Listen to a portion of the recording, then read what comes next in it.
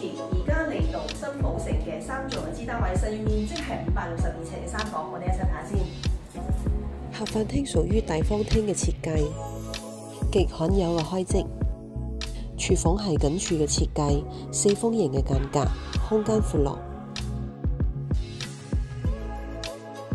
客廳坐向東，可以望到一片綠油油嘅山景。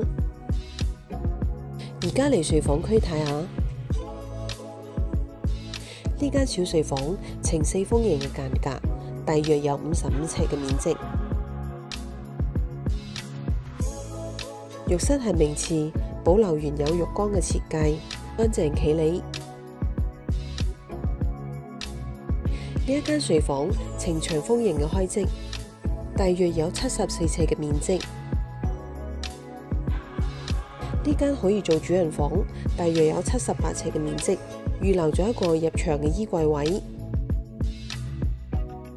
坐向東南嘅景觀，遠處可以望到日出康城嘅海景。